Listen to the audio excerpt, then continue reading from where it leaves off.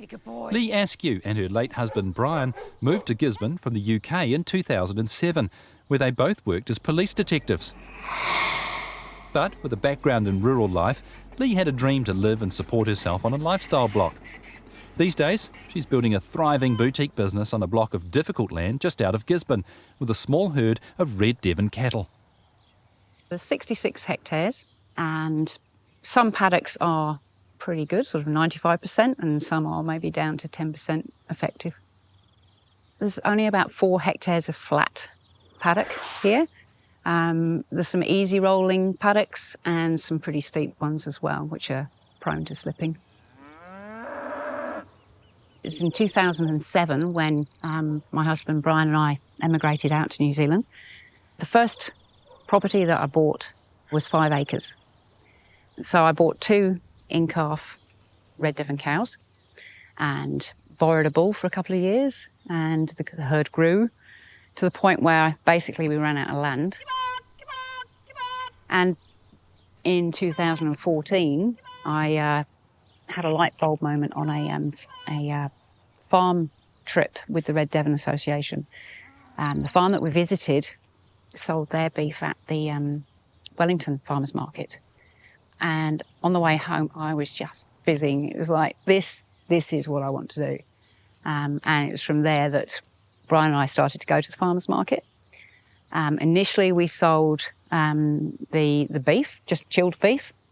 And then it dawned on me, well, why are we not making more of this?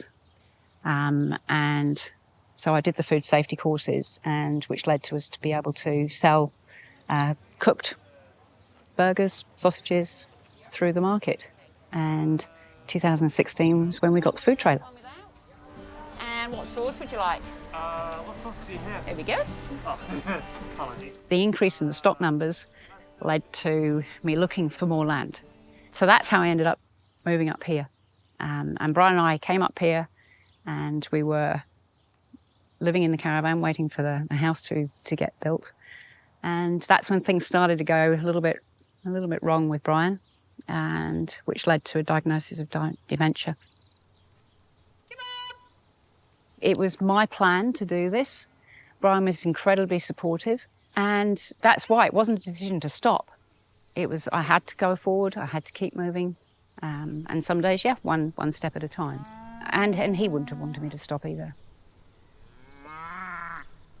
So at the market, I sell chilled beef, frozen beef, and the cooked products as well. The delicious steak mince burgers need pressing, so I'll do perhaps 5 kilogram bag of those for the market.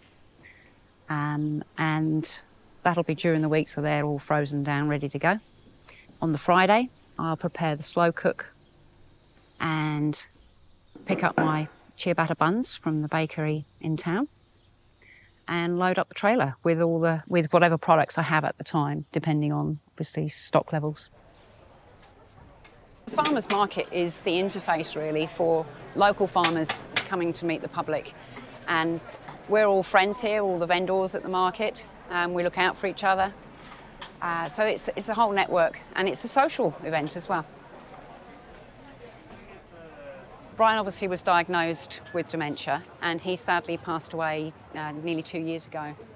I have moved on and met lovely Simon, who has been an amazing help and support for me.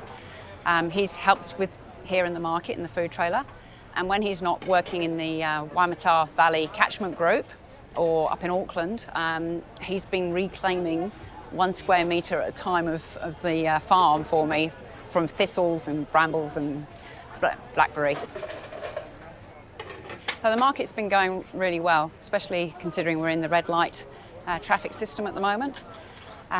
So the regulars are coming back, people are coming out and enjoying it. The biggest problem that I've had recently is supply of my own beef back to Gisborne. I have to get live transport arranged to get the beef down to the abattoir to kill the beasts obviously, and she'll transport back and then have the butcher ready and able to deal with the beef when it arrives here. So I've taken one step out by buying a livestock trailer, and then I've had issues with getting the abattoir to kill for me.